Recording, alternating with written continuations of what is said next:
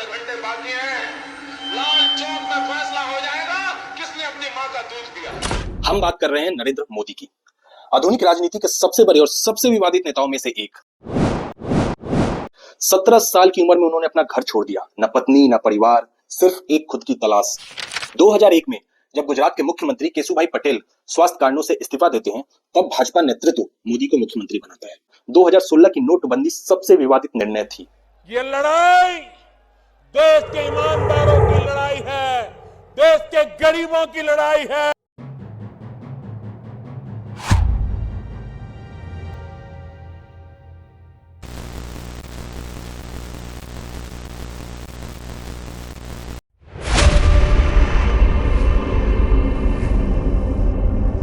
नमस्कार दोस्तों, welcome to idea of media. स्वागत है आपका इस रोमांचक सफर में, जहां हम बात कर रहे हैं एक ऐसे राजनेता की जिन्होंने राजनीति में एक छाप छोड़ी है। हम बात कर रहे हैं नरेंद्र मोदी की, आधुनिक राजनीति के सबसे बड़े और सबसे विवादित नेताओं में से एक। 26 जनवरी को परसों, अब चंद घंटे बाकी हैं। लाल चौक में फैसला हो जाएगा किसने अपनी मां का दूध पिया। एक छोटे से गांव से निकलकर दिल्ली की सबसे बड़ी कुर्सी तक पहुंचने की कहानी, कहीं बड़े बड़े आर्थिक फैसले, सांस्कृतिक राष्ट्रवाद और कहीं उनकी अपनी अनोखी नेतृत्व शैली। इस वीडियो में हम उनकी जिंदगी की कहानी समझेंगे, बचपन से लेकर आरएसएस, गुजरात के मुख्यमंत्री के दिन, विवाद और फिर प्रधानमंत्री बनने तक। जब हम नरेंद्र मोदी की कहानी सुनते हैं तो एक बात समझ आती है कि सिर्फ एक इंसान की कहानी नहीं है, यह एक सफर है जो गुजरात के छोटे से बच्चे से शुरू होकर राष्ट्रीय राजनीति तक पहुंचता है। 17 सितंबर 1950 में गुजरात के एक छोटे से गांव वडनगर में नरेंद्र मोदी पैदा होते हैं। घर में उतने पैसे नहीं थे, पिता रेलवे स्टेशन पे चाय बेचते थे। मोदी भी बचपन से उनकी मदद करते, छोटी सी चाय की दुकान, लेकिन वही से उनका जनता से पहला संपर्क बना। बचपन से ही उनमें एक अलग जिज्ञासा थी, स्कूल में बहस करना, और उन्हें पढ़ाई और किताबों का बहुत शौक था। मोदी की शादी जसोदाबेन के साथ बचपन में ही तय हो गई थी, लेकिन जवानी के दिनों में मोदी के अंदर एक अलग ही लगन थी, दुनिया को देखना, अपने लिए एक अलग रास्ता बनाना। 17 साल की उम्र में उन्होंने अपना घर छोड़ दिया, न पत्नी न परिवार, सिर्फ एक खुद की तलाश। उन्होंने हिमालय की यात्रा की, अलग अलग आश्रमों में घूमे, आध्यात्मिक खोज की। 2 साल तक पूरे देश में उन्होंने भ्रमण किया। वह एक खोज थी कि मैं कौन हूं, मुझे क्या करना है, और इसी खोज ने उन्हें आरएसएस तक पहुंचाया। मैं बहुत गर्व के साथ एक बात का जिक्र करना चाहता हूं। आज से 100 साल पहले एक संगठन का जन्म हुआ, राष्ट्रीय स्वयंसेवक संघ। वडनगर लौटने के बाद मोदी राष्ट्रीय स्वयंसेवक आरएसएस से जुड़े। यहां उन्होंने अनुशासन, राष्ट्रवाद और संगठन का पहला महत्व सीखा। उन्होंने स्वयंसेवक के रूप में शाखाओं में भाग लिया और धीरे धीरे वह पूर्णकालिक प्रचारक बन गए। यहाँ उन्होंने सीखा कि कैसे एक विचार को जन संगठन के जरिए आगे बढ़ाया जाता है। आरएसएस का काम करते हुए मोदी भाजपा तक आए, लेकिन उनके शुरुआती दिन आसान नहीं थे। होटल के एक छोटे से कमरे में रहना, दिन रात सफर करना, बस स्टैंड पर सोना, यह सब उनकी जिंदगी का हिस्सा था। पर यही संघर्ष उन्हें और मजबूत बनाता। धीरे धीरे उनकी पहचान एक तेज रणनीतिकार और मेहनत कार्यकर्ता के रूप में होने लगी। 2001 में जब गुजरात के मुख्यमंत्री केशुभाई पटेल स्वास्थ्य कारणों से इस्तीफा देते हैं, तब भाजपा नेतृत्व मोदी को मुख्यमंत्री बनाता है। હું નરેન્દ્ર દામોદરદાસ મોદી ઈશ્વરના નામે સોગંદ લઉં છું ઈશ્વરના નામે સોગંદ લઉં છું કે કાયદાથી સ્થાપિત ભારતના કે કાયદાથી સ્થાપિત ભારતના સંવિધાન પ્રત્યે હું સાચી શ્રદ્ધા અને નિષ્ઠા ધરાવીશ। હું સાચી શ્રદ્ધા અને નિષ્ઠા ધરાવીશ। पर कुर्सी संभालते ही मोदी के सामने कठिन चुनौतियां खड़ी थीं। मुख्यमंत्री बनते ही मोदी को एक और कठिन परीक्षा देनी पड़ी। 2001 का भुज भूकंप, पूरा गुजरात हिल गया, हजारों लोग मारे गए। मोदी ने तुरंत राहत शिविर बनवाए, पुनर्वास का काम शुरू किया। यह उनका पहला बड़ा संकट प्रबंधन था, जहां उन्हें दिखाना था कि वह सिर्फ एक नेता नहीं बल्कि संकट के समय के भी नेता हैं। फिर 2002 में गोधरा कांड, गुजरात में हिंदू मुस्लिम दंगे भड़क गए। यह मोदी के करियर का सबसे विवादित और सबसे बड़ा अध्याय बन गया। उन पर आरोप लगे कि उन्होंने दंगे रोकने में देरी की। उनके समर्थक कहते हैं कि उन्होंने पूरी कोशिश की कानून व्यवस्था बनाए रखने की।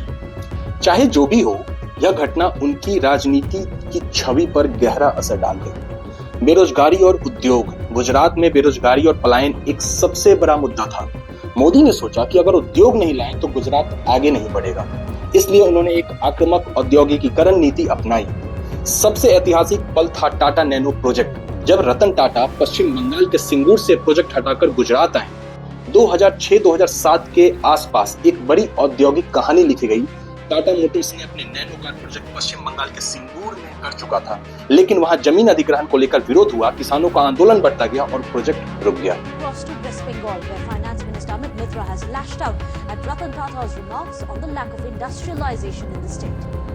यह मोदी के लिए एक अवसर था। उन्होंने तुरंत एक प्रेस कॉन्फ्रेंस में कहा कि रतन टाटा जी, आपके लिए गुजरात के दरवाजे खुले हैं।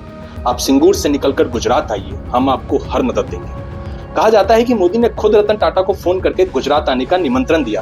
उन्होंने सिर्फ जमीन ही नहीं दी बल्कि पूरा इंफ्रास्ट्रक्चर, बिजली, पानी, तेज मंजूरी का आश्वासन दिया। 2008 में टाटा मोटर्स ने घोषणा की कि नैनो प्रोजेक्ट सानंद गुजरात शिफ्ट हो रहा है। और जब रतन टाटा सानंद के मंच पर आए तो उन्होंने मोदी की ओर देखकर कहा, आज से गुजरात हमारा घर है। place in the world, as Mukesh said, that Gujarat will be one of its shining lights. यह पल गुजरात के लिए प्रतीकात्मक था। किसानों को रोजगार मिला, आसपास की सहायक इंडस्ट्रीज आईं, एक नए ऑटो क्लस्टर की नींव पड़ गई। यह सिर्फ एक कार प्रोजेक्ट नहीं था बल्कि रोजगार का एक बड़ा स्रोत बन गया। यह उनके औद्योगिक प्रयास का सबसे बड़ा प्रदर्शन बना, जिसने उनकी छवि को विकास पुरुष के रूप में मजबूत कर दिया। दंगों के बाद मोदी ने अपना फोकस विकास पर रखा। Vibrant Gujarat summit, Narmada project, ये सब उसी का हिस्सा था। उन्होंने समझा कि अगर गुजरात को आगे बढ़ाना है तो पानी, बिजली, सड़क, ये 3 चीजें सबसे जरूरी हैं। इस विजन का सबसे बड़ा हिस्सा था सरदार सरोवर नर्मदा डैम प्रोजेक्ट। गुजरात का एक सूखा प्रदेश दिखता था। कच्छ से लेकर सौराष्ट्र तक पानी की कमी से परेशान किसान बरसों से पानी की दिक्कत झेल रहे थे। मोदी ने नर्मदा डैम को गुजरात की जीवन रेखा बनाकर प्रोजेक्ट को आगे बढ़ाया। Prime Minister Narendra Modi inaugurates the first phase of SONI, that is the Saurashtra Narmada Avataran for irrigation project, in which nearly 10 dams and reservoirs of Rajkot, Jamnagar and Morbi would be filled up with the water of Narmada River. बहुत सारे पर्यावरण और विस्थापन के मुद्दे उठाए गए। NGO ने कहा कि डैम से गांव डूबेंगे, लोगों का पुनर्वास होगा, लेकिन मोदी ने इस विरोध को एक राजनीतिक लड़ाई बना दिया। गुजरात का हक गुजरात को मिलना ही चाहिए। आज डैम के पानी से गुजरात के 9000 से ज्यादा गांव जुड़े। कच्छ जैसे सूखे इलाकों में जहां लोग एक एक बूंद के लिए तरसते थे, वहां नहर से पानी पहुंचाना मोदी की सबसे बड़ी सफलता मानी गई। इसके साथ ही उन्होंने ज्योतिग्राम योजना शुरू की, जिसमें हर गांव तक 24 घंटे बिजली पहुंचाई गई।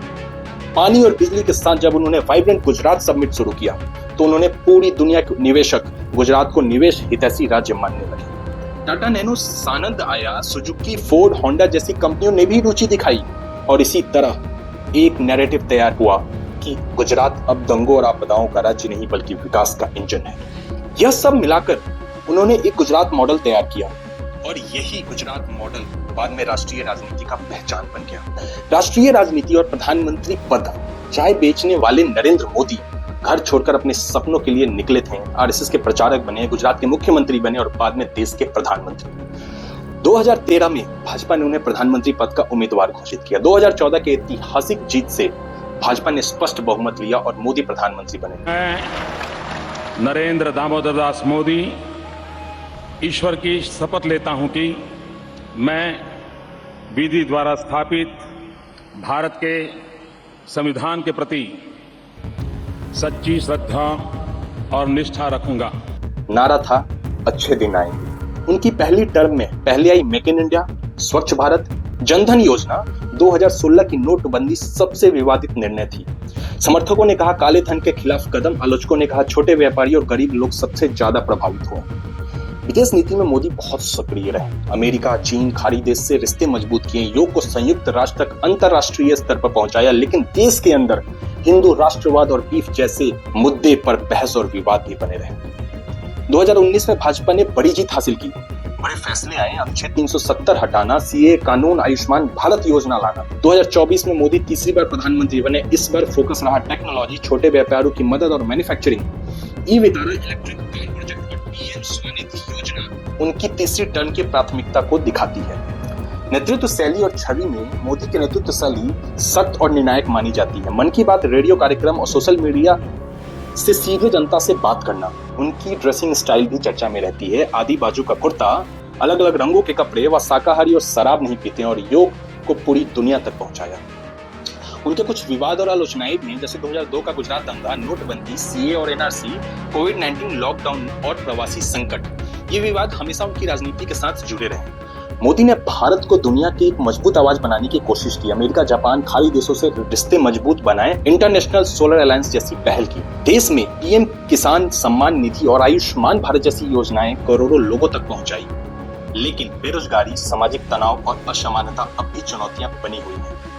एक चाय बेचने वाले लड़के से लेकर दुनिया के सबसे बड़े प्रभावशाली प्रधानमंत्रियों में शामिल होने तक नरेंद्र मोदी की कहानी संघर्ष, महत्वाकांक्षा और विवादों से भरी है। उन्होंने भारत की राजनीति का चेहरा बदल दिया, लेकिन सवाल है उनकी विरासत भारत के भविष्य को किस दिशा में लेके जाएगी। अगर आपको लगता है कि उनकी कहानी एक तरफ संघर्ष, त्याग और मेहनत की, दूसरी तरफ विवादों और कठिन फैसलों की है, लेकिन ये पक्का है कि नरेंद्र मोदी की यात्रा भारत के राजनीतिक इतिहास का एक ऐसा अध्याय है जिसे नजरअंदाज करना नामुमकिन है। तो अगर आपको लगता है तो नीचे कमेंट में जरूर बताइए, और अगर आपको ये वीडियो पसंद आया तो लाइक करें और सब्सक्राइब करना मत भूलिए। तब तक के लिए धन्यवाद। मैं हूं अभिषेक। जय हिंद।